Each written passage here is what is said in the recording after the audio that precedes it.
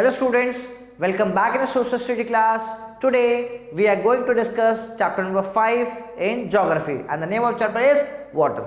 So let's start with the chapter.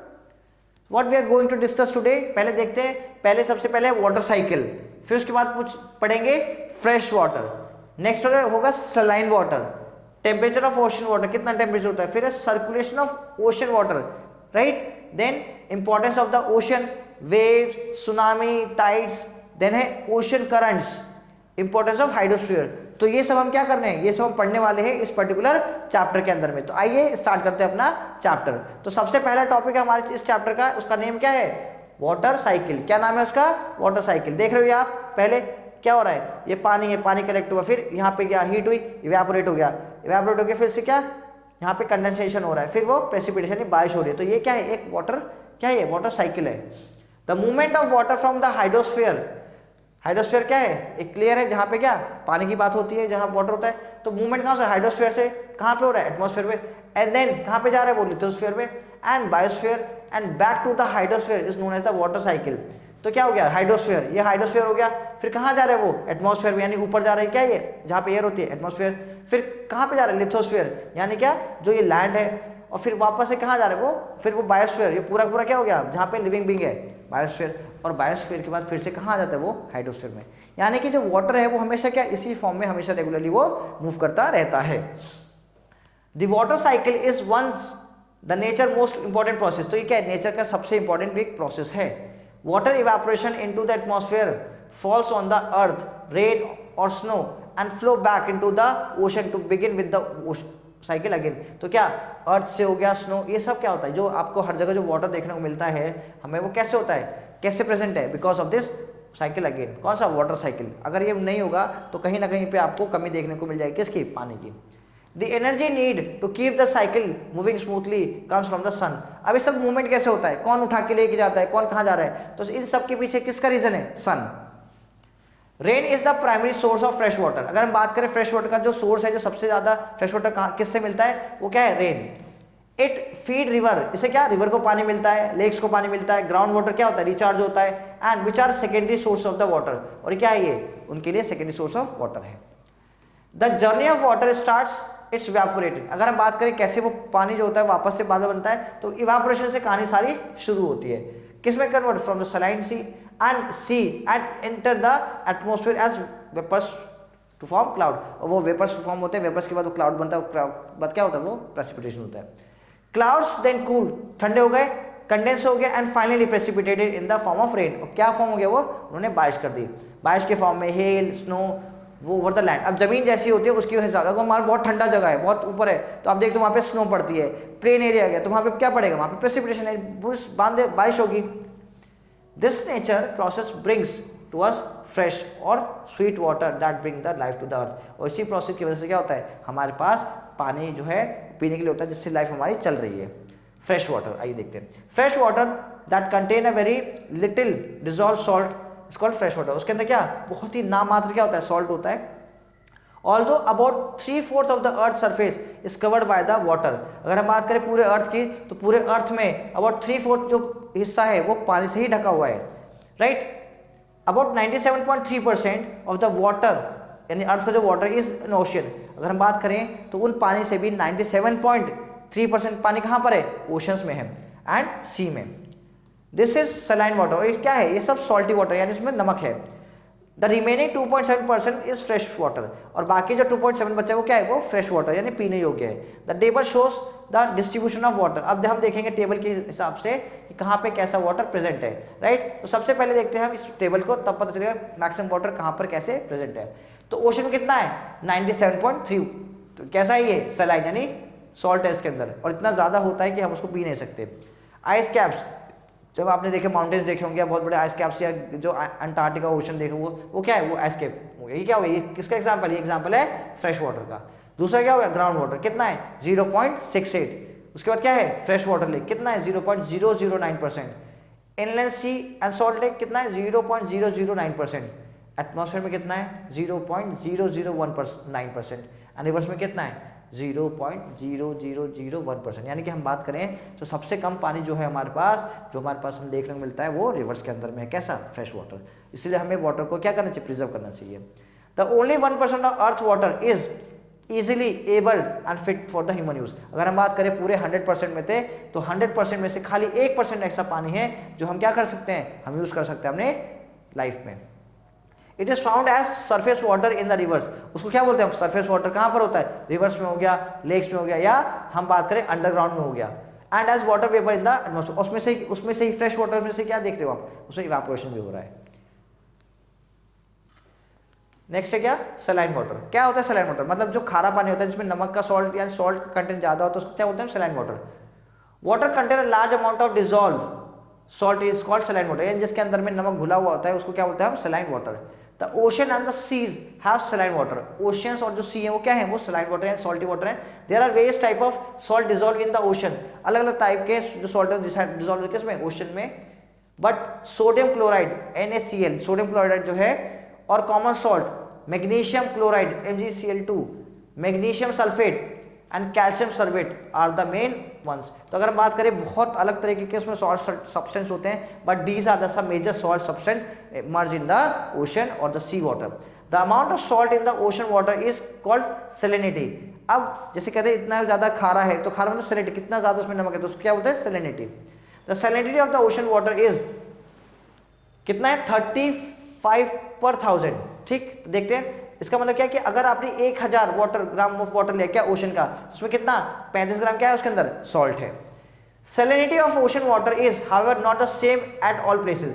हर जगह पे जो अगर बात करें इंडियन ओशन हो गया या हम बात करें पैसिफिक ओशन, अटलांटिक, तो सब में जो सॉल्ट का कंटेंट है वो अलग है। It depend upon the following factor. किस पे हो? रेट ऑफ इवेपोरेशन, कितना ज्यादा चेंज होता है, इवेपोरेट होता है। अमाउंट ऑफ प्रेसिपिटेशन, कितनी ज्यादा बारिश होती है, बारिश होगी तो कम सॉल्टी होगा।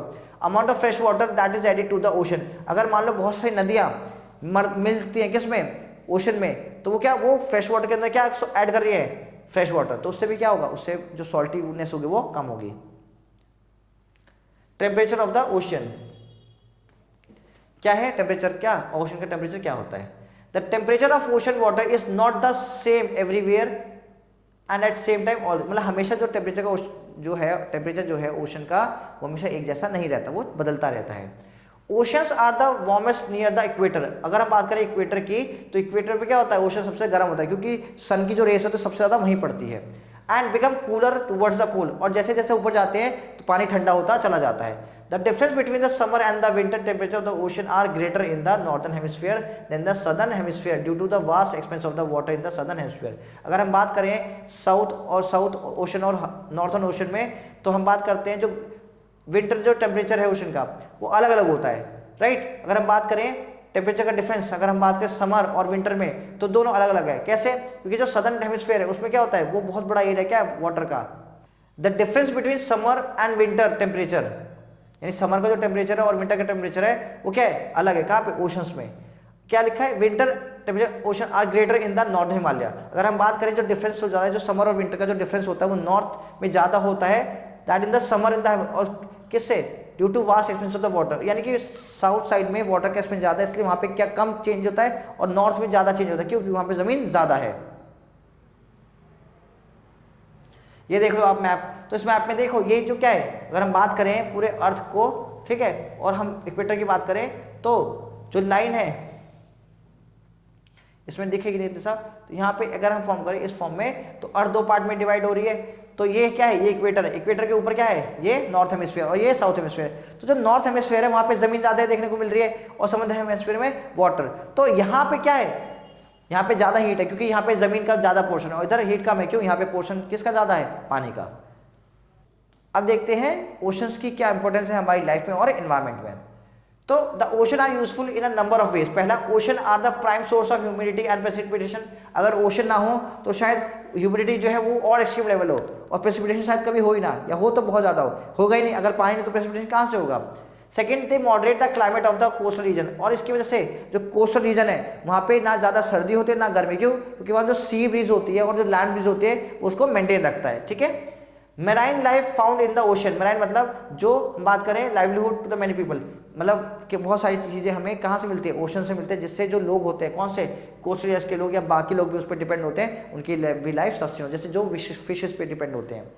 Salt dissolve in the ocean water and mineral deposit in the ocean floor are economically important to us. अब वहाँ से क्या मिलता है, हमें सॉल्ट भी मिलता है, काफ़ी सारे मिनरल्स मिलते हैं, जिसकी वजह से हमारी जो इकोनॉमिक कंडीशन है वो अच्छी रहती है। Ocean waves and the tides can be harness to generate electricity. अगर हम बात करें वेव्स की और टाइड्स की, अगर हम वहाँ पे अगर हम पावर प्रोजेक्ट्स लगा दें तो वहाँ पे इलेक्ट्रिसिटी बहुत अच्छे से जनरेट कर सकते हैं। Oceans serve as a means of transport. अब सबसे बड़ा इंपॉर्टेंट रोल क्या है ओशंस का, ट्रांसपोर्ट का, क्योंकि लैंड और एयर बहुत ज़्यादा कॉस्टली पड़ता है, इसलिए ओशन का जो ट्रांसपोर्टेशन वो बहुत ईजी पड़ता है, वो सस्ता पड़ता है, और आज की डेट में ग्लोबलाइजेशन की वजह से it is a very basic common thing for the development. Circulation of water, कि वाटर कैसे सर्कुलेट होता है, कौन सा water, ocean water. The water of the ocean is constantly in motion, कैसा है वो, कॉन्स्टेंटली किसके फॉर्म में, मोशन में चलता रहता है। It moves horizontally as well as vertically, वो ऊपर से नीचे और दाएं से बाएं भी मूव होता है। The movement of the ocean water are two type, कितने टाइप के, दो, वेव्स और करंट्स, यानी जो मूवमेंट होता है वो दो टाइप से, कौन सा, एक हो गया वेव्स के फॉर्म में और एक हो गया करंट्स के फॉर्म में। This movement cause due to the following factor. पहला, क्यों मूवमेंट होता है, डिफरेंस इन द टेम्परेचर, मानी हाई प्रेशर और लो प्रेशर वाले की बात करें, राइट, जहां ज्यादा कम टेम्परेचर होगा उधर से लो की तरफ जाएगा। डिफरेंस इन सैलिनिटी, हमने अभी पढ़ा कि हर जगह जो सैलिनिटी वो अलग होता है, जहाँ पे पानी जो रिवर्स है वो ज़्यादा समुद्र में मिल रहे हैं तो वहाँ का कम सॉल्टी होगा, जहाँ पे नहीं मिल रहे वहाँ पे सॉल्टी ज़्यादा होगा। Variation in the density of the sea water, अब जितना कई जगह पे होता है कि पानी बहुत ज़्यादा होता है, कहीं पे पानी कम होता है, तो उससे भी क्या होता है, वाटर का सर्कुलेशन डिस्टर्ब होता है। प्रिवेलिंग विंड्स, अब कहीं पे क्या हॉट विंड है, कहीं कोल्ड विंड है, तो उसकी वजह से क्या होता है, विंड्स में चेंजेस होता है, और फिर ओशन वाटर में भी चेंज होता है, उसके मूवमेंट में भी। Next is waves. वेव्स क्या है, ये दिख रहा है आपको, क्या पिक्चर दिख रही है, तो यहाँ पे क्या है, these are the example of waves, ऐसे ही क्या होते हैं, वेव्स होती है। तो वेव्स क्या है, waves are formed when energy is transformed from one molecule of water to the another. यानी क्या कि सपोज दैट बच्चों की लाइन चल रही है, राइट, अब वो बच्चों की लाइन एक दूसरे से जब जुड़ के चलेगी, मतलब एक प्रेशर होगा तो दूसरे पे होगा, वैसे क्या है, एक वाटर का पार्टिकल होता है, उससे दूसरा मिलता है, फिर तीसरा, और ऐसे क्या बन जाता है, ऐसे एक पूरा ग्रुप बनता है, जिसकी वजह से एनर्जी फॉर्म्ड होती है और ये आगे तरफ मूव होती है अक्रॉस द ओशन। और कहाँ, ओशन से किधर, सरफेस की तरफ ये मूव होती है। The water of molecule hardly move, it is the energy that actually get transform. और क्या है, मॉलिक्यूल जो एनर्जी जो रिलीज होती है उसकी वजह से ये बहुत तेज चलते हैं। As waves break across the shore और crash in a violent storm they cause great turbulence in the ocean water. अगर ये ज़्यादा चल रही है, ये देख रहे हो आप, ये इस तरह से क्या है, तो ये इनका मूवमेंट है, मतलब जैसे जैसे ये मूव होती हैं ये और ज़्यादा क्या होती हैं, और ज़्यादा स्ट्रांग होती चली जाती हैं। ये क्या है, एम्पलीट्यूड में देख रहे हो आप कैसे, ये एक फॉर्म था, बट इससे सी लेवल से ऐसे ऐसे ऐसे क्या ये मूवमेंट हो रहा है। दैट मीन्स कि जो इसका जितना ज़्यादा ये एरिया कवर करेगी उतना ज़्यादा ये स्ट्रांग हो जाती हैं, ठीक है। नेक्स्ट है सुनामी। सुना कभी आपने सुनामी, क्या है एग्जाम्पल किसका, ये वेव्स का, बट इसकी वेव्स जो में बहुत ऊंचाई होती है, मतलब सुनामी की हम बात करें तो ये ऐसी वेव्स है जो 30 फीट तक इनकी जो वेव्स है वो जाती हैं। सुनामी के are extremely dangerous and destructive waves caused by earthquake, और इसका मेन कॉज क्या हो सकता है, अर्थक्वेक, यानी जहाँ पे अर्थक्वेक आया, लैंडस्लाइड ऊपर नीचे हुई, तो एकदम से वेव्स नीचे ऊपर है, और फिर उसको किससे हेल्प मिल जाती है, हवा से, तो और तेज हो जाता है वो अंडर द ओशन। कहाँ पे आता है, अब जो ओशन है, सिंपल सी बात, ओशन के अंदर होगा तभी तो पानी हिलेगा, समुद्र, तो तब होता है। तो volcanic eruption and submarine landslide also cause the displacement of ocean floor and resulting in the tsunami. अब मान लो वॉल्केनिक इरप्शन यानी कि क्या, वॉल्केनिक इरप्शन यानी कि वॉल्केनो आ गया, वो कहाँ पे, अर्थ के अंदर है, तो भी बहुत ज़्यादा मूवमेंट होता है, तो पानी हिलेगा, तब हो जाएगा, ठीक है। अब सबमरीन क्या है, सबमरीन हो गई, वो अगर इधर जा रही है उससे भी हो सकता है। तो ये सारे किसके एग्जाम्पल्स हैं कि इसके क्या आते हैं, सुनामी आती हैं। According to scientist tsunami are not tidal waves which are caused by tides. ये टाइड्स है ही नहीं, टाइड्स की वजह, ये डिस्प्लेसमेंट की वजह से होता है, जो भी ऊपर का कुछ डिस्प्लेस होता है ना, कुछ चीज़ें हिलते तब ये फॉर्म होता है। Neither are they typical ocean waves generated by winds and storms. ये क्या विंड्स और स्टॉर्म्स में भी नहीं हुई। Generally tsunami comprise multiple waves. क्या है सुनामी, क्या होते हैं, कई सारी वेव्स बनकर क्या बनती हैं, सुनामी फॉर्म होती है, with extremely powerful current rushing toward the shore, और कहाँ, किनारे की तरफ ये मूव करती हैं, right. On the approaching the shore they move like a very fast moving tides. ये क्या है, बहुत तेजी से चलने वाली क्या है, टाइड्स है, extending with much further land than normal waves. और जैसे ये पर उस पर चलती है, क्या नाम है, जो नॉर्मल वेव्स होती हैं ये उससे कहीं ज़्यादा क्या होती है, तेज होती हैं, और ये लैंड को भी बहुत ज़्यादा नुकसान पहुंचाती हैं और काफ़ी अंदर तक ये जाती हैं। एक एग्जाम्पल है किसका, सुनामी का। When a tsunami cause destruction occurs close to the coastal lines, the result of tsunami can reach coast community with the minutes. तो इसकी मूवमेंट इतनी तेज होती है कि कुछ ही मिनट्स के अंदर कई किलोमीटर का डिस्टेंस ट्रैवल कर लेते हैं, और इसमें डिस्ट्रक्शन ज़्यादा होता है। क्यों? क्योंकि इसकी जो हाइट होती है वो बहुत ज़्यादा होती है, राइट, इसलिए। नेक्स्ट हमारे पास है टाइड्स। क्या होते हैं टाइड्स, आइए देखते हैं। Tides are the periodic rise and fall in the sea level occurring approximately twice a day. मतलब सिंपल सी बात है, 2 बार ये दिन में होता है। क्या टाइड्स होते हैं? Due to gravitational forces from the moon and the sun. Moon और सन की वजह से इसमें क्या आते हैं, हमारे टाइड्स आते हैं, कंबाइंड विद अर्थ रोटेशन। और वो अर्थ की रोटेशन भी होती है, और सन का फोर्स लगता है, और मून का फोर्स लगता है। उसके बाद क्या जनरेट होता है, फिर जनरेट होता है टाइड्स। ये देख रहे हो आप, ये क्या है, ये सन है, और ये क्या है, ये मून है। अब ये क्या है, अर्थ। जैसे ही इनके फोर्सेस लगते हैं तो वो टाइड्स फ्लक्चुएट होते हैं, यानी कि इसमें क्या ग्रेविटेशन पुल लगता है, तो उसके बाद पानी जो है वो ऊपर नीचे दोनों होता है। क्या है, formation of tides. How tides work, the moon gravity pulls water toward it. जब मून है, जब वो एक्सट्रीम लेवल पे होता है, तो जो उसकी जो एनर्जी होती है, जब आपने फुल मून देखा होगा बेसिकली, तब क्या होता है, वो क्या होता है, उसकी ग्रेविटी पुल से वो खींचता है किसको, वाटर को। उसकी वजह से क्या लगते हैं, उसकी वजह से क्या होते हैं, हाई टाइड्स आते हैं। एज मून रिलीज इस पुल वाटर लेवल ड्रॉप, और जैसे मून थोड़ा सा हल्का होता है, अपनी वो एनर्जी छोड़ता है, तो जो क्या होते हैं, टाइड्स भी लो जाते हैं। Exceptionally high tides called spring tides occurs during full moon and new moon phases. तो कब आता है वो, फुल मून के टाइम पे आता है, राइट, कब, पूरा। कन्वर्सली नीप tides happen when during the moon first and last quarter, यानी जब मून का पहला दिन होता है तो कौन से आते हैं, नीप टाइड्स आते हैं। These are the examples of the tides. अब क्या है, types of tides. Now these are the some types of tides. तो सेमी ड्यूरल मतलब 2 बार हाई और 2 बार लो होगा एक दिन में, तो उसका बोल क्या है, सेमी ड्यूरल। नेक्स्ट है ड्यूरल टाइड्स, एक बार हाई और एक बार लो। नेक्स्ट है मिक्स टाइड, ये क्या, इन दोनों का कॉम्बिनेशन है, कभी हाई कभी लो, तो क्या हो गया, उसको हमने बोला mix tides. Cause of the tides, अब किस वजह से टाइड्स आते हैं, राइट। पहला ग्रेविटेशन पुश, अभी हमने पढ़ा, जब मून अपना पूरा एक्सट्रीम लेवल पे होता है तो वो खींचता है, तो क्या हो गया उससे ग्रेविटेशन पुल। तो ये एग्जांपल हो, जैसे moon gravity pull the water. Next है अर्थ रोटेशन, जब हमारी अर्थ रोटेट होती है तो व्हाट, क्या, बजल, यानी एक ऐसे बजल सा बन जाएगा, तो उसकी वजह से क्या, और जैसे बजल बनता है तो जो जब इधर की तरफ अर्थ जाती है, जो बल्ज इधर की बनता है वो फिर किधर जाता है, वो मून उसको ट्रैक करेगा, लेकिन अदर फोर्सेस, तो उसकी वजह से क्या होता है, जब फॉर एग्जांपल ऐसे पानी रोटेट कर रहे हैं, रोटेट ऐसे हो रहा है, जैसे ही वो एक तरफ जाता है तो दूसरा हिस्सा बाहर आता है, तो जो हिस्सा उससे से क्या आता है, उससे टाइड आता है। सन ग्रेविटी, जैसे मून की ग्रेविटी वैसे सन की भी हो गई। And most effective specially during the new और फुल मून, तो इसकी वजह से भी क्या होता है, क्या आते हैं, टाइड्स आते हैं। वेव टाइड्स, विंड, सिंपल सी बात है, वेव की विंड, तो जब formed by wind friction on the ocean surface, जब बहुत तेज हवा चलती है और जब टाइड्स की फॉर्म, जब हवा और पानी जब मिल फोर्स लगता है किसका, हवा का, किस में, पानी में, तो क्या ले लेता है वो, wind tides. Tsunami waves, large fast flowing wave, कि बहुत तेज और बहुत ऊंची होती है क्या, वेव्स होती हैं। कॉज बाय अर्थक्वेक और द लैंडस्लाइड, जब अर्थ के अंदर, यानी कि जब ओशंस में अर्थक्वेक आएगा या लैंडस्लाइड होगी अर्थ के अंदर, तब ये चीज़ें कॉज्ड होती है। यहाँ थर्ड से स्टार्ट करूँगा मैं। Rogue wave, unexpected usually large waves, ये क्या है, इनका कोई पता ही नहीं होता, ये कभी भी आ सकती हैं, तो इसलिए सबसे, और ये सबसे क्या है, सबसे ज़्यादा हार्मफुल होती हैं। Next topic is wave characteristics, क्या कैरेक्टरिस्टिक्स होते हैं किसकी, वेव्स की। तो वेव लेंथ क्या है, distance between wave and the crest, तो कितना डिस्टेंस है वेव एंड क्रेस्ट के बीच में। फ्रीक्वेंसी मतलब नंबर ऑफ वेव्स पर सेकेंड, कि कितने, मतलब वेव सारे कितने टाइम पीरियड में, मतलब कि पर सेकेंड कितना तेजी से आ रहे हैं। एम्पलीट्यूड क्या है, wave height from trunk to crest, कितना उसका हाइट है।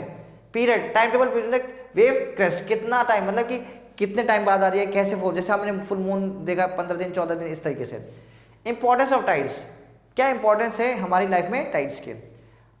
Maritime navigation, the tides facilitate shipping bye cleaning river mouth of mud and silt keeping them accessible, मतलब जब टाइड्स, हवाई टाइड्स आते हैं तो लोग वहाँ पे थोड़ी सी सफाई कर देते हैं, कहाँ पे, जो शोर होता है या फिर जो बोलते हैं कि जो पोर्ट्स होते हैं वहाँ पे खुदाई कर दी, फिर वो साफ हो जाते हैं, यानी कि जो मिट्टी जमा हो जाती है उसको साफ करने में किसकी हेल्प, क्या हेल्प करता है, tides. Next fishing industries, high tides bring fishes near to the coast, जब भी हाई टाइड्स होती है तो पानी ऊपर की तरफ आता है तो फिशेस भी ऊपर आ जाते हैं, जिससे उन्हें फिशिंग करने में बहुत आसानी होती है। Next renewable energy, tides generate fast moving, fast के टाइड्स क्या है, बहुत तेजी से मूव होती है, ठीक है, और ट्रैप उससे क्या हम जनरेट करें, टाइडल पावर। कहाँ कहाँ पे, Canada, France, China, Russia, south Korea and Japan, क्योंकि ये सारे कोस्ट एरिया पे है। और यहाँ पे जब जितनी तेजी से वेव्स आते हैं उसका इफेक्ट क्या होता है कि अपनी एनर्जी को बना लेते हैं। नेक्स्ट है इकोनॉमिक बेनिफिट। क्या क्या, spring tides at large ships and boosting trades. तो मतलब कि अगर स्प्रिंग टाइड्स होते हैं यानी टाइम पीरियड के बीच में जो मूवमेंट होता है किसका, टाइड्स का, तो उसके शिप्स हमारे यहाँ बहुत सारे आते हैं, जिसकी वजह से हमारा क्या होता है, हमारा इन्वेस्टमेंट भी बढ़ता है और हमारा ट्रेड भी बढ़ता है। अगर टाइड्स नहीं होंगी यानी धीरे रहेंगे तो बहुत टाइम लगता है, और टाइड्स होते हैं तो मूवमेंट बहुत फास्ट हो जाता है। Harnessing tidal energy. तो द गल्फ ऑफ कच्छ कहाँ पर है, गुजरात में, has been identify the tidal power station. अगर हम बात करें इंडिया में, तो इंडिया में जो गल्फ ऑफ कच्छ है कहाँ पर पड़ता है, गुजरात में, वो इसके लिए एकदम बढ़िया जगह है। Joining global effort to utilise this clean energy sources. तो ये क्या है, ये कि क्लीन एनर्जी सोर्स है, यानी कि क्या, एनर्जी जनरेट करने का सबसे सही तरीका है, उसके अंदर में कोई भी CO2 रिलीज नहीं होती, इसलिए ये हमारे लिए एक बहुत अच्छी अपॉर्चुनिटी है कि हम उसको कन्वर्ट करें किसमें, सोर्सेज में। इफेक्ट ऑफ टाइड्स, क्या क्या इसके इफेक्ट होते हैं। तो कोस्टल एरिया की अगर हम बात करें तो tides cause water level to rise and fall. तो टाइड्स जो होते हैं उस जगह पे वो बढ़ते हैं और कम होते हैं, and eroding the coast line. तो जो उसकी जो कोस्ट लाइन होती है उसको इरोड करते हैं, यानी उसको तोड़ते हैं। This erosion can lead to loss of land. इससे क्या होता है, जो जमीन होता है उसको लॉस होता है। Damage to the structure and attain the shore line. उसकी वजह से जो शोर लाइन है वो बिगड़ती चली जाती है, और एक टाइम ऐसा होता है कि वो बहुत अंदर तक पानी आता है।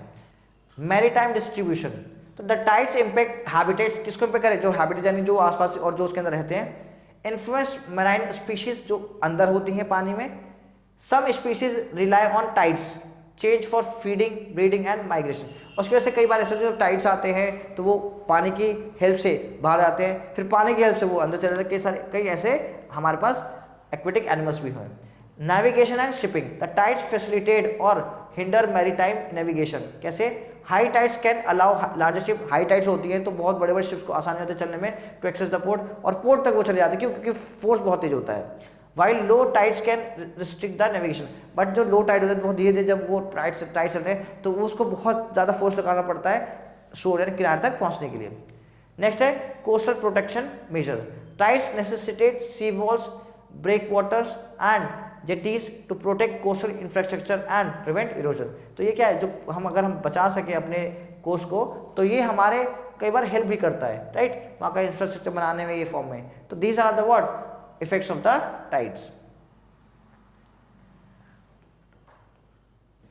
टाइड रिलेटेड इम्पैक्ट्स, क्या होते हैं टाइड के इम्पैक्ट्स हमारी लाइफ पे और इन्वायरमेंट पे। फर्स्ट है कोस्टल इरोजन। सिंपल सी बात है कि जो स्टेट है like Tamil Nadu, Kerala and West Bengal experience the significant erosion due to the tide. जितनी, क्योंकि ये जो एरियाज हैं ये कोस्ट पे हैं और यहाँ पे लगातार हाई टाइड्स आती रहती हैं, तो इससे जो इरोजन है, इनकी जो लैंड बाउंड्रीज है वो कम होती जा रही है। फ्लडिंग, सिंपल सी बात है, हाई टाइड आएगा तो क्या होगा, मानसून के टाइम में अगर आ गया तो एक तरफ तो मानसून है मतलब ज़्यादा बारिश हो रही है, दूसरी तरफ कोस्टल एरियाज है, और फिर हाई टाइड आ गया मतलब कि हर तरफ से घिर जाते हैं तो पानी बहुत ज़्यादा आ जाता है, जिससे क्या होता है, फ्लड आने के चांसेस बढ़ जाते हैं। जैसे मुंबई, चेन्नई और कोलकाता इससे ज़्यादा अफेक्टेड होते हैं। सॉल्ट वाटर इंट्रूजन, यानी जो टाइड्स कंटामिनेट फ्रेश वाटर, क्या करता है, कंटामिनेट करके फ्रेश वाटर को इन coastal region of the Gujarat and Maharashtra. ठीक है। मैरीटाइम लाइफ इफेक्ट कैसे होती है, tidal changes affect fishing industries in state like Kerala and the Tamil Nadu. तो क्या है, अगर टाइड्स बहुत ज़्यादा आते हैं तो इंडस्ट्रीज होते हैं, कई बार उनको फायदा भी होता है, किससे, बिकॉज वहाँ पे बहुत सारे क्या आते हैं, फिशेज आते हैं, जिससे उनको बेनिफिट हो जाता है। तो कौन से हैं, Kerala and the Tamil Nadu, because ये सब ज़्यादा डिपेंडेंट है किस पे, फिशेज पे। केस स्टडी यहाँ पे एक देखते हैं, उसको हम केस स्टडी को। चाइना फ्लड कितना 2015 में क्या है, वो होता है heavy rainfall and high tides cause a devastating flood. Simple सी बात है, ऑलरेडी क्या है, पानी है, बारिश हो रही है और उसमें फ्लड आ जाए तो उसका कॉज होगा, यानी कि बहुत ज़्यादा लॉस होगा। साइक्लोन ओकाई कौन सा है, 2017 में। Wave driven cyclone affect Kerala and Tamil Nadu. तो 2017 में जो ओकाई आता है साइक्लोन, उसकी वजह से केरला और तमिलनाडु सबसे ज़्यादा इफेक्ट होता है। क्यों, क्योंकि वहाँ की लाइफ एंड प्रॉपर्टी दोनों को नुकसान पहुँचता है। Odisha coastal protection measures undertaken to protect coast line from the tidal and wave action. तो इसकी वजह से क्या होता है, वेव में और इसमें बहुत ज़्यादा, मतलब जो वहाँ के जो उड़ीसा है वो बहुत ज़्यादा क्या होता है, अफेक्ट होता है, क्योंकि वहाँ पे हर साल क्या होता है, वहाँ पे हर साल लगभग क्या होते हैं, फ्लड्स आते हैं और टाइड्स की वजह से वो और ज़्यादा डिवास्टेटिंग हो जाता है। गवर्नमेंट इनिशिएटिव की, गवर्नमेंट ने क्या क्या काम किया है इसको सही करने के लिए, right. National coastal zone management authority regulate coastal development, इसका क्या है काम है कि जो जितने कोस्ट एरियाज हैं उसको क्या करेगा, ये हेल्प करेगा। सेकंड क्या है, national disaster management authority, coordinate disaster response, यानी कि जो डिजास्टर आएगा उसके थ्रू तो ये जो अथॉरिटी है उसको रेगुलेट करेंगे यानी हेल्प करेंगे लोगों की। मिनिस्ट्री ऑफ अर्थ साइंस, तो ये क्या है, conduct research and cost time, मतलब कि इतना सारा जो कॉस्ट, इनको ये काम है कि ये रिसर्च करेंगे कि कैसे हम कोस्ट को बचा सकते हैं, क्या हम न्यू चीज़ें अडॉप्ट कर सकते हैं, और जो इतनी वेव्स आ रही है उसका रीज़न क्या है, right.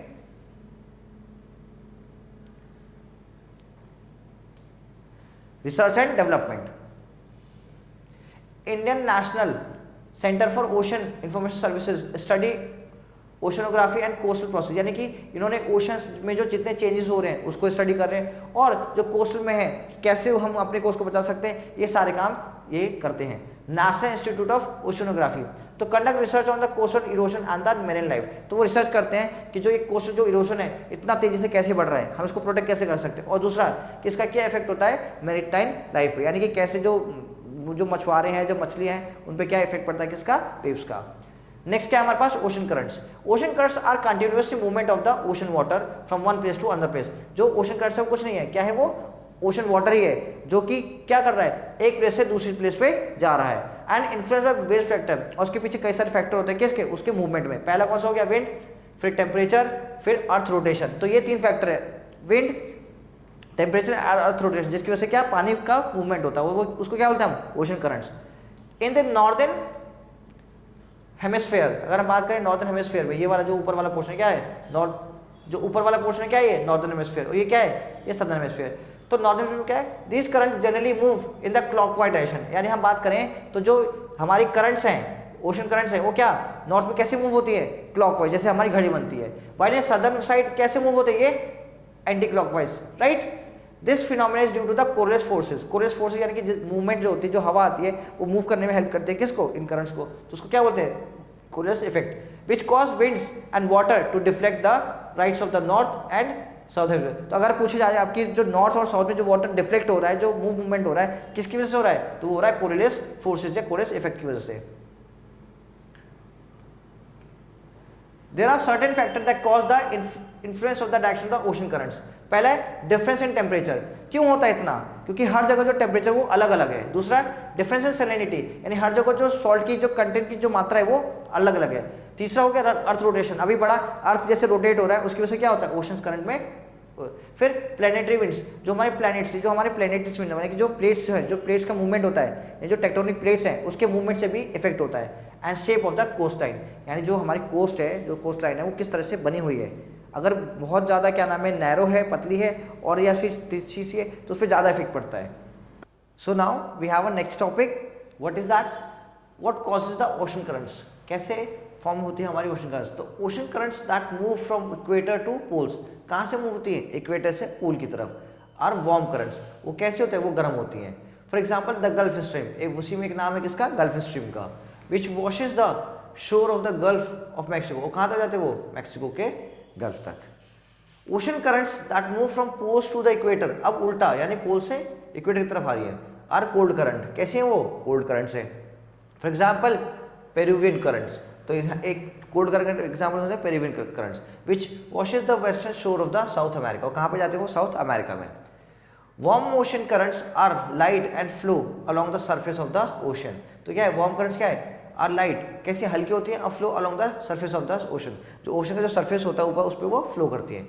They move about 40% of the heat from the equator to poles, और कितना इक्वेटर से पोल्स जाता है तो कितना 40% उनके पास हीट होता है। They modify the temperature of the places they flow close to, और जैसे जैसे वो पास जाती हैं उसके अंदर चेंजेस होना शुरू हो जाते हैं। When wind blow across warm current, जब विंड वार्म करंट्स के ऊपर से जब चलती है, दे टेम्परेचर इंक्रीज, तो उनका टेम्परेचर कैसे होगा, इंक्रीज होगा। सिंपल सी बात है, अगर गर्म हवा गर्म चीज़ के बीच में कोई कॉन्टैक्ट में आएगा तो वो भी कैसे होगी, वैसी हो जाएगी।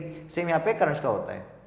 This enable them to absorb huge amount of moisture, अब जब थोड़ी सी गर्म होगी तो क्या होगा, उसके अंदर मॉइस्चर आ जाएगा, right, which they shed as the blow cross, और क्या वो कहाँ पे, जहाँ थोड़ा ऊपर जाएंगी भारी होगी तो वहाँ पे ब्लो यानी वो स्टार्ट होगी।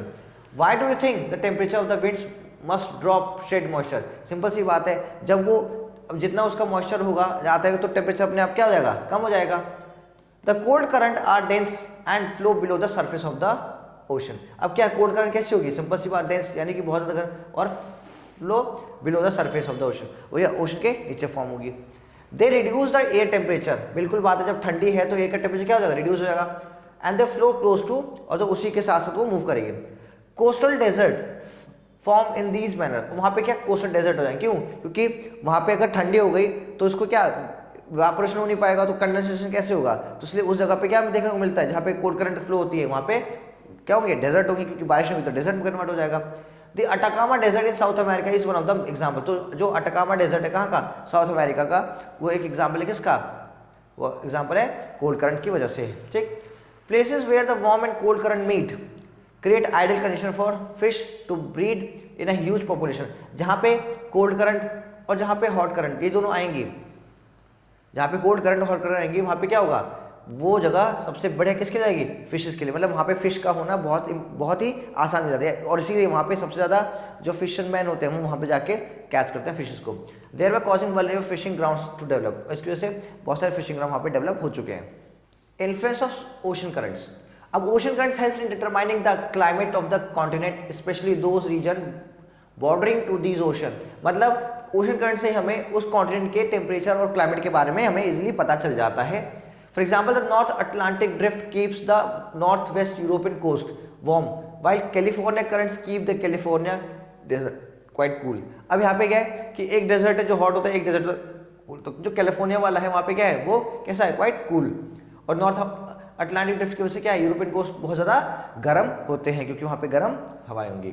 Ocean currents are also influence rainfall, और ओशन करंट्स की वजह से क्या आता है, रेनफॉल, क्योंकि ओशन करंट अपने साथ क्या लेके आते हैं, मॉइस्चर लेके आते हैं, और जब मॉइस्चर आएगा तो क्या होगी, रेन होगी।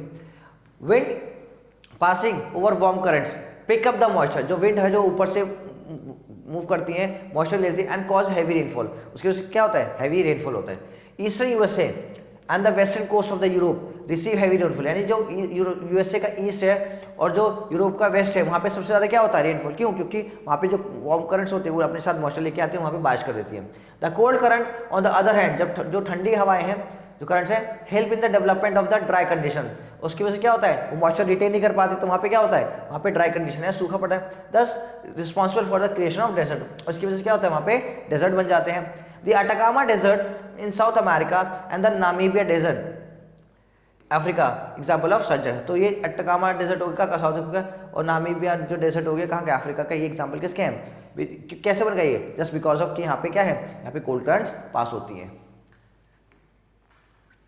The place where warm and cold current meet rich the tiny organism, तो वहाँ पे क्या छोटे छोटे पार्ट, उसको क्या बोलते हैं, प्लैंक्टन्स। प्लैंक्टन्स मतलब जो पानी के अंदर में जो छोटे छोटे जो ऐसे पौधे होते हैं या जो प्लांट्स होते हैं जो कि हेल्प करते हैं किसको, फिशेस को खाने के लिए, उसे क्या बोलते हैं, प्लैंक्टन्स बोलते हैं। That serve as food for the fishes, और वो क्या है, किसका फूड है, फिशेस का। Such places are good fishing ground, और ऐसी जगह पे क्या सबसे ज़्यादा फिश, क्योंकि जहाँ पे उनका खाना मिलेगा वहीं तो फिश मिलेंगी। Some of the richest fishing area of the world are the Newfoundland coast where Gulf Stream, Labrador meet the near Japan where Kuroshio meets the Oyashio, तो ये कुछ जगह हैं जहाँ पर बेस्ट फिशिंग ग्राउंड्स हैं, कहाँ पे, क्यों, क्योंकि यहाँ पे वार्म करंट और कोल्ड करंट दोनों आके मिलती हैं। The meeting of warm and cold ocean currents result in a thick fog, वहाँ पे क्या होता है, फॉग हो जाता है बहुत ज़्यादा। These area become dangerous for the ships, और यहाँ पे क्या, जब फॉग हो जाएगा तो वहाँ पे सिंपल सी बात है, जब फॉग हो जाता है हम रोड पे नहीं चल पाते तो ओशन में कैसे चल पाएंगे। And the meeting of warm Gulf Stream and the cold Labrador current of Newfoundland of these eastern coast of Canada produce extreme foggy weather, तो इसी वजह से क्या होता है, जो न्यूफाउंडलैंड है वहाँ पे बहुत ज़्यादा क्या होता है, फॉगी होता है, right. It is so deadly that it is called a graveyard of thousand of ship, और इसलिए क्या बोलते हैं, ग्रेवयार्ड यानी कि वो क्या मकबरा है, किसका, शिप यार्ड्स का, क्यों, क्योंकि वहाँ बहुत सारी शिप्स जो डूब जाती हैं। Importance of hydrosphere, the hydrosphere refers to sustain life in the biosphere, hydrosphere यानी वाटर की प्रेजेंस से ही बायोस्फीयर चल पाता है। Water from lake river is very important for domestic purposes as well as the irrigation, सही बात है, वाटर जो लेक्स में होता है और रिवर्स में होता है उसकी वजह से हमारे घर का काम प्लस खेती भी होती है, राइट। ये देख रहे हो आप, इस क्या है, इसको इरिगेशन कहते हैं। ये देखो ये बने हुए हैं, इस पर वो क्या कर रहे हैं, पानी डाल रहे हैं। It offers an important link in transport and communication between the continent continental masses. इसकी वजह से क्या होता है, ट्रांसपोर्टेशन भी होता है और कम्युनिकेशन भी होता है, यानी कि अगर वाटर नहीं होगा तो हमारे पास ना ट्रांसपोर्टेशन की सुविधा होगी ना कम्युनिकेशन की। The various water bodies exist on our planet are vital source of diverse marine life and marine product. तो हमारे जो अर्थ है उस पर बहुत जगह है जहाँ पे पानी की वजह से मराइन लाइफ भी चलती है और मराइन प्रोडक्ट्स भी बनते हैं। Salt and other water bodies also influence the weather and the climate. तो जो सॉल्ट होता है और जो अदर वाटर बॉडीज होती है उसकी वजह से क्या होते हैं, हमारे क्लाइमेट और वेदर में चेंजेस होते हैं। Tidal energy can be generated from ocean water while hydro electricity generated from river. तो यहाँ पे जो टाइड्स होती हैं उससे क्या टाइडल एनर्जी बनती है, और जो डैम्स होते हैं यानी वाटर से जो डैम बनाए जाते हैं उससे क्या बनता है, उससे वाटर इलेक्ट्रिसिटी जनरेट होती है, जिसको बोलते हैं hydro electricity. Water is a precious resource and so we must use it judiciously. Water हमारे लिए बहुत इंपॉर्टेंट प्रीशियस होता है, इसलिए हमें उसको क्या बहुत जुडिशियली यूज करना है। And take educated steps to prevent pollution, और हमें क्या करना है, हमें पोल्यूशन से बचाता भी है और उसे बताना भी कि उसे ज़्यादा पोल्यूट हमें नहीं होने देना। Water conservation will go a long way the ensuring availability of forever. तो हमारी ये है कि we have to protect preserve the water. ये देख रहे हो आप सॉल्ट मेकिंग किससे, जो समुद्र का पानी होता है उसका इकट्ठा करके बनाते हैं उसको, उससे हम सॉल्ट बनाते हैं। ठीक है, so students now it's time to assess how much we learn from this chapter. आइए देखते हैं कि हमने इस चैप्टर से कितना कुछ सीखा है। तो पहले हमारे पास जो एक्सरसाइज है वो है चूज द करेक्ट ऑप्शन। हमें देखना है कौन सा ऑप्शन करेक्ट है। The amount of fresh water on the earth, कितना अमाउंट हमारे पास फ्रेश वाटर में है। Yes, answer is 2.7। क्या है हमारे पास, फ्रेश वाटर है। Which ocean current flow from equator region to poles. तो कौन सी करंट ओशन होते हैं जो इक्वेटर से पोल्स की तरफ जाती है। Answer is warm ocean currents. Next, broad slow moving masses of water is known as drift. Okay, which of the following ocean current is a warm current? कौन सी है हमारे पास warm current, तो Brazil is an example of warm current. Then the primary source of fresh water is, क्या है हमारे पास, हमने पढ़ा था rainfall is the primary source of what, water. Next topic is fill in the blanks. About dash of the earth surface of the earth covered with the water, तो कितना है 71%, right? Dash are extremely dangerous and destructive, क्या होते हैं, tsunami. Then water vapor condensed to form water droplets, क्या बनते हैं, water droplets. Dash flow in the direction of prevailing winds, तो क्या होते हैं, waves, right. So fifth one, dash flow from pole region toward the equator. तो pole से equator की तरफ आने वाली क्या होती हैं, cold currents, right. Next, state whether the statement is true and the false. So पहला है about 97% of earth water is fresh. ऐसा है क्या, नहीं, फॉल्स. ये क्या, बल्कि ये फ्रेश वाटर नहीं होता. Some precipitation percolate down into the earth. False. Waves are caused by gravitational pull of the moon. False. क्योंकि यहाँ पे टाइड्स होगा. During the full moon, dash during the full moon and the new moons, the earth, moon and surface in the same in the straight line. During the full moon, the new moon of the earth and the moon and the sun. So next is true and false, right, आते हैं. तो पहला 97% of the earth surface, earth पे क्या है, water is fresh. Answer is false. Some of the precipitation percolate down into the earth. Answer is true.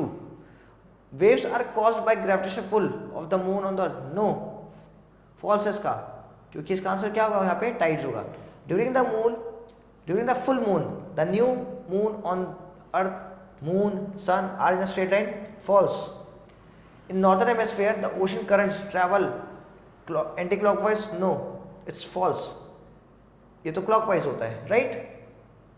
That's all for the day. Thank you, student, and stay tuned with us for the next video. Thank you very much. Tata, bye bye.